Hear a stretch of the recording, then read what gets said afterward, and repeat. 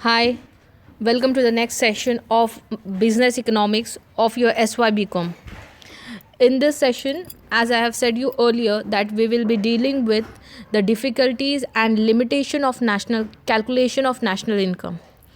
In the previous session, we have learned about the difficulties of measuring national income in less developed countries or developing countries. But today, what we will be dealing is difficulties or limitation in general while calculating national income. Is that clear to all? Okay, let's proceed further. See, the first difficulty what the economist understood while calculating your national income is certain services cannot certain services are so important but they cannot be taken for consideration in national income. ऐसे कुछ services है हमारे country में जो इतने important होते हैं और इतना मीनिंगफुल होते हैं बट उस सर्विस की वैल्यू नहीं होती है and therefore that services are not considered into calculation of national income.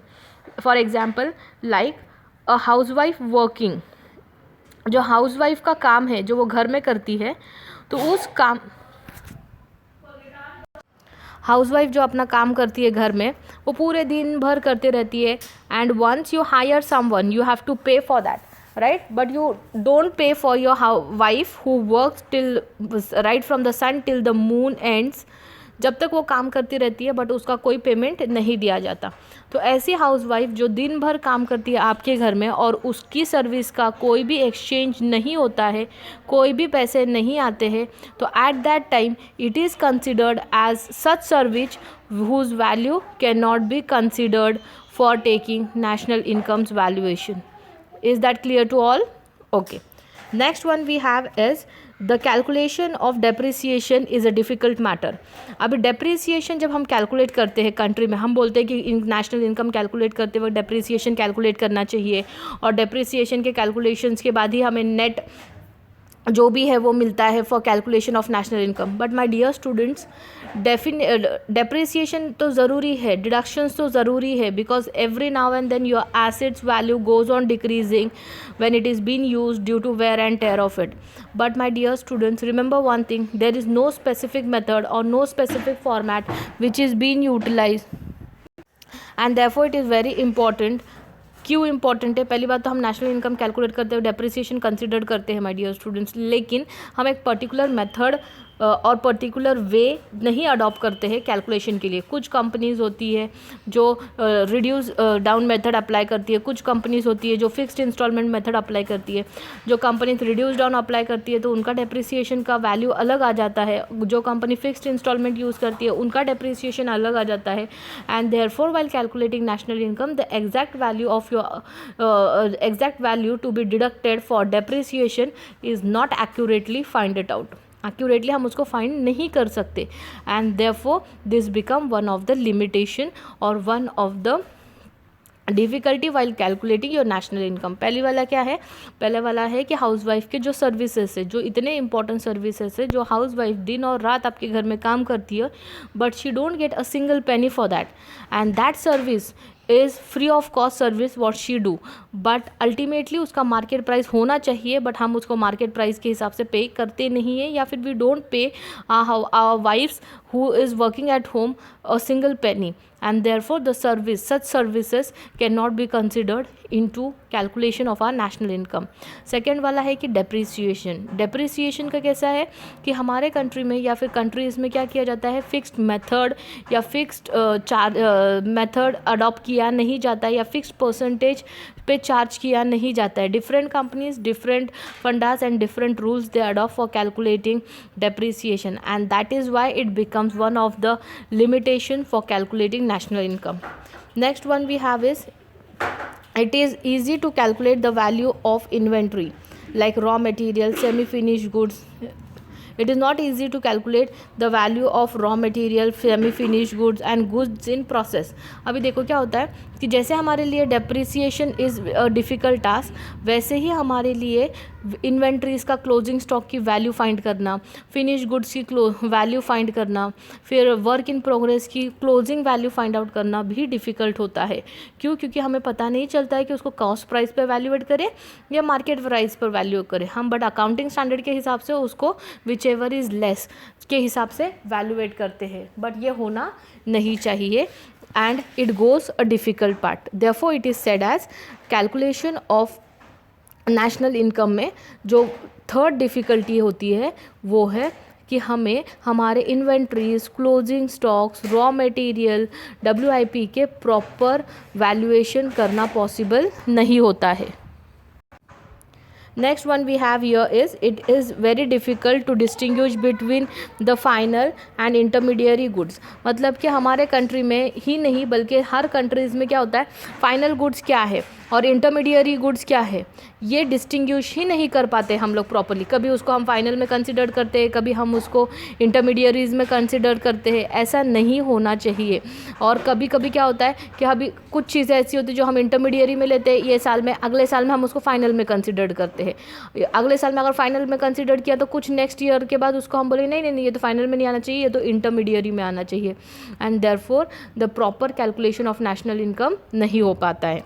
Next one we have, फिर क्या होता है उसकी वजह से क्यों कैलकुलेशन नहीं हो पाता है, कभी हम लोग उसको इंटरमीडियरी में लेते हैं, कभी हम उसको फिनिश गुड्स में लेते हैं, और कभी कभी तो क्या होता है दोनों तरफ उसकी काउंटिंग होती है, इंटरमीडियरी में भी होती है, फिनिश गुड्स में भी होती है, और ये डबल काउंटिंग का काम करता है। और नेशनल इनकम में अगर डबल काउंटिंग का काम हुआ है that means it's the calculation of national income is not going on a proper way, right?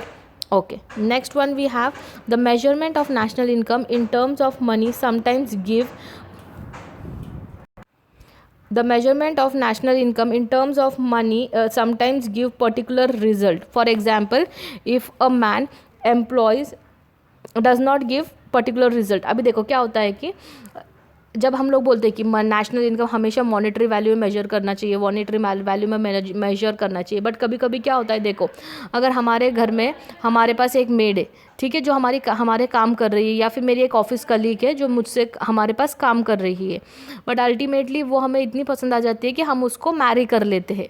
जब वो काम करती है as an employ we give her payments, लेकिन जब वो हमारे से मैरी करती है या फिर उसकी शादी हो जाती है हमारे किसी घर में ही, तो क्या हम उसे पेमेंट देते हैं क्या? For example a man, a boss and one a girl who is employed under him, वो उसके पास काम करती है एंड अल्टीमेटली उनकी दोनों की शादी हो जाती है। जब वो काम करती है एज एन एम्प्लॉय, वो मैन उसको पेमेंट देता है, लेकिन जब वो उसको मैरी कर लेता है तो he will not give her the pay, right? But first time जब वो उसको मैरी करता है, जो मैरी करने से पहले वो उसको पे देता है, तो that will be considered under national income, that girl's income will be considered as national income. But that girl once she get married she won't get any pay, तो it will not be considered into national income after later when she gets married to that person, right? And therefore it becomes difficult. ऐसे जो parts है हमारे country में या किसी भी country में, तो वो डिफ़िकल्ट हो जाते हैं at that time to calculate national income, और ये बहुत बड़ी डिफ़िकल्टी है।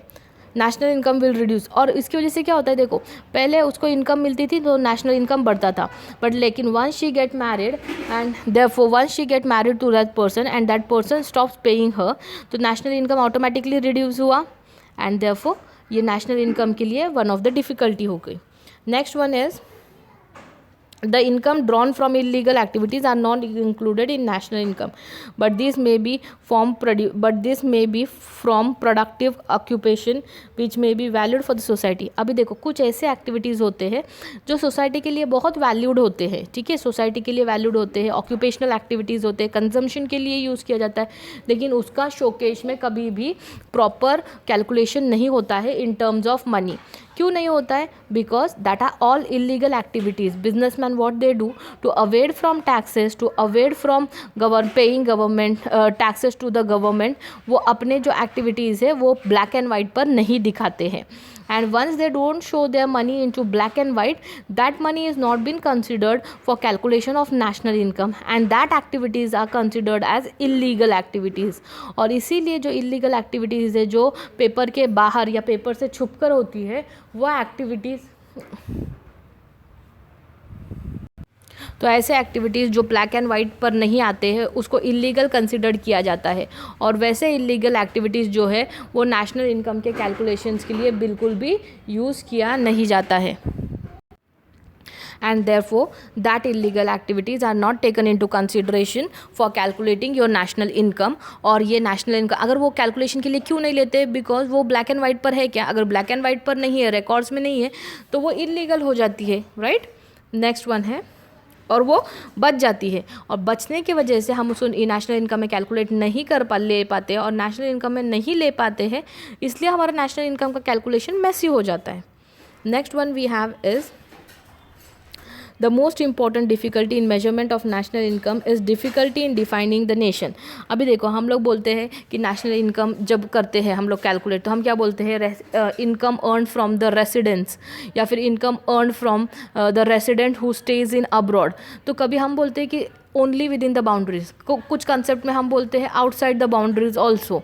तो ये जो कंसेप्ट है, कभी हम only with in the boundaries बोलते हैं, कभी कभी हम बोलते हैं कि फॉरेन कंट्रीज़ में भी जब हमारे कोई फॉरेन, हमारे इंडियन जो काम करते हैं, हमारे रेसिडेंट्स जो काम करते हैं and they earn from foreign country, कभी कभी उसमें भी हम लोग ले लेते हैं, जैसे कि ग्रॉस और नेशनल में, ठीक है, ले लेते हैं। और कभी कभी क्या होता है कि अगर नेशनल से, तो उसमें हम लोग क्या करते हैं कि हमारे एक नेशंस के बाउंड्रीज में ही अगर वहाँ पे फॉरेनर भी है for who has his long term interest in the same particular country, तो उसका भी इनकम हम हमारे नेशनल इनकम में कंसिडर करते हैं। तो ये जो डिफ़िकल्टीज़ है, कभी हम हमारे कंट्रीज़ के ही बाउंड्रीज़ कंसिडर करते हैं, तो कभी हम फॉरेन कंट्रीज़ के भी बाउंड्रीज़ को कंसिडर करते हैं, हमारे इंडियंस अगर वहाँ पे, या फिर हमारे रेसिडेंट्स अगर वहाँ पे अर्निंग कर रहे हैं, तो कभी ये हमारे पॉलिटिकल बाउंड्रीज़ को कंसिडर करते हैं, कभी हम हमारे बाउंड्रीज़ को कंसिडर करते हैं, कभी हम बोलते हैं कि फॉरेन बाउंड्रीज़ भी हमारे नेशनल इनकम में आती है। तो at this point of time जब ऐसे कैलकुलेशन होते थे, कभी ये तो कभी वो, तो ये सबसे बड़ा डिफ़िकल्ट हो जाता है टास्क कि हमें नेशनल इनकम कैलकुलेट करते वक्त कौन से बाउंड्रीज़ को प्रेफरेंस देना है। जीडीपी कैलकुलेट करते हो हम दूसरे बाउंड्रीज़ को प्रीफर करते हैं, हमारा criterias of boundaries are different. हम एनडीपी कैलकुलेट करते हुए हमारा criterias of boundaries are different. This two concept जो कब कौन सी बाउंड्रीज होंगी, this is a difficult task for the economist और for the accountant to analyse which has to be considered at what time, and until and unless this is not sorted out, the national income goes a mess। और हम लोगों को खुद को ये national income mess क्यों लगता है, अगर ये जीडीपी एनडीपी के वक्त जो इकोनॉमी में जो हम लोग बाउंड्रीज सेट करते हैं, ये बाउंड्रीज सेट करते वक्त ही हम प्रॉपर बाउंड्रीज सेट नहीं कर पाते हैं, and therefore the calculation of national income goes to a misleading way. Is that clear to all? Next point is national income cannot be properly measured when there are change in the price level.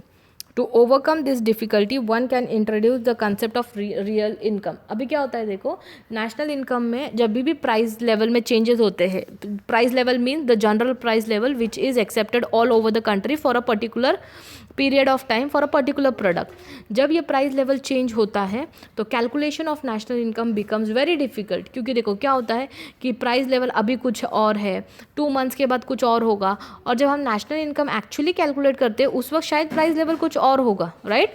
और इसके वजह से हमारा national income calculation difficult हो जाता है। But to avoid this concept of price level going to a tough part, so what it is done to overcome this concept, real income is taken into consideration. Real income is nothing but an income of an individual who particularly earns to survive his living. Clear to it? Okay, next one we have is national income computes in term of money, shows the amount of output produced but does not show the amount of efforts or sacrifices of luxury or real cost of producing the product. अभी देखो क्या होता है कि national income, तो हम लोग क्या बोलते हैं, नेशनल इनकम एक मॉनिटरी एस्पेक्ट है जो हम एक प्रोडक्ट, फाइनल प्रोडक्ट का, राइट, ओके। लेकिन my dear students, while producing that product, कि जो हमने सैक्रिफाइसेस किए होते हैं हमारे लग्जरी लाइफ को, और जाकर प्रोडक्शन में बैठे हुए रहते हैं, या फिर हमारे जो एफर्ट्स है उस एफर्ट्स का वैल्यू कहाँ पर ऐड किया जाता है, एफर्ट्स, प्रोड्यूस करने के लिए जो एफर्ट्स लगती है, प्रोड्यूस करने के लिए जो मेहनत लगती है, उस वैल्यू को तो कहीं पर भी कंसिडर्ड नहीं किया गया है, right. That energy, that service is not been considered anywhere while calculating the national income. National income का मीनिंग ही क्या है? National income is the monetary term of final goods and services produced in an economy during a particular period of time. But in this meaning, where they have specified that the services or the efforts of the producer or the manufacturer is also considered, no, they have not. Why? Because जो services और जो efforts वो लोग लगाते हैं production के लिए, उसको मॉनेटरी टर्म में भी तो एक्सप्लेन आउट नहीं किया है ना. That is the reason they don't considered that. And they in national income is in national, while calculating national income, the efforts or the sacrifices is not been considered, and therefore it goes a difficult. The proper value of fixed product, fixed goods and services is not taken into consideration. Is that clear? Next one we have the total national income by itself is meaningless because the price level, the nature of the goods and services produced, needs and requirements of the country etc. are not taken into account. अभी क्या होता है देखो, total national income जब हम बोलते हैं तो वो टोटल नेशनल इनकम में क्या होता है, प्राइस लेवल को कंसिडरेशन में नहीं लाया गया जाता है, nature of goods and services को नहीं लाया जाता है, फिर needs and requirement of the country को शोकेस में लाया ही नहीं जाता है. सिर्फ monetary value of final goods and service को देखा जाता है. जैसे मैंने आपको बताया, हाउस वाइफ के सर्विसेज, प्रोड्यूसर्स के सर्विसेज जो है, ये नीड्स क्या है, रिक्वायरमेंट्स क्या है कंट्री के, नेचर क्या है गुड्स का, सर्विसेज का, ये कुछ भी कंसिडर्ड किया नहीं जाता है. और ये कुछ भी कंसिडर नहीं किया जाता है, इसीलिए हमारा जो टोटल बोलते हैं हम लोग, total income of a country goes to a meaningless, क्योंकि हम टोटल में सबका एडिशंस लेते हैं. बट हम जब नेशनल इनकम कैलकुलेट करते हैं तो हम बहुत सारे चीज़ें जो होती है जो एक्सक्लूड करते जाते, जैसे कि service of an house wife. जैसे मैंने बताया कि a man who employed a girl, उसको सैलरी देता है, लेकिन once he married that girl, उसकी सैलरी बंद हो जाती है. Then we have efforts of a producer who does production by sacrificing his luxurious thing, right. ऐसे जो सब कंसेप्ट है, ये कंसेप्ट जो है हम लोग वैल्यूएशन ऑफ नेशनल इनकम में कंसिडर नहीं करते, इसीलिए the total concept goes a meaningless, are not taken into account. National income also does not take into account the changes in the population of a country. और national income में क्या होता है कि जो population में changes हो रहे हैं, population की जो ranges बढ़ रहे हैं, कम हो रहे हैं, that is also not taken into consideration, wherein it is one of the most important factor which has to be taken into consideration. Because अगर population बढ़ता है तो ही production बढ़ेगा, income बढ़ेगा, consumption बढ़ेगा, savings बढ़ेगा, but that is ultimately not taken into consideration while calculating national income. Therefore it is also one of the biggest difficulty. Next one we have national income of a country does not necessarily have welfare implications, particularly in the absence of income distribution pattern. अभी देखो, national income में हम लोग जो welfare के लिए implications करते हैं, वेलफेयर के लिए जो इम्प्लीमेंटेशंस करते हैं, वो कंसिडर्ड किया नहीं जाता है. Next one, another difficulty in estimation of national income is difficulty of exact methodology used. और देखो क्या होता है कि अगर हम कितना भी प्रॉपर, क्या होता है कि अगर इकोनॉमिस्ट कितना भी प्रॉपर डेटा और कितना भी एक्यूरेट डेटा लाए ना, तो उसके बाद कौन सा मेथड अप्लाई किया जाए for calculating the national income, expenditure method apply किया जाए या प्रोडक्शन मेथड अप्लाई किया जाए या इनकम मेथड अप्लाई किया जाए, वो भी एक कन्फ्यूजिंग पार्ट है, right. Which all method, there are 3 to 4 types of method for calculating national income. Which method to be adopted for calculating of national income again is a difficult task. और वो भी है for what of data certain method cannot be. और क्योंकि क्या होता है कि जो डेटा लेकर आया जाता है, जो डेटा कलेक्ट किया जाता है, उस डेटा पे क्या होता है कि कुछ डेटा पे एक पर्टिकुलर मेथड अप्लाइड नहीं होता है, कुछ डेटा पे पर्टिकुलर मेथड अप्लाइड हो जाता है. जैसे कि अभी हमारे पास कंजम्पशन डेटा नहीं है, राइट. हमारे पास कंजम्पशन डेटा नहीं होता है लेस डेवलप कंट्रीज़ में, तो हम लोग expenditure method of calculating national income adopt नहीं कर सकते.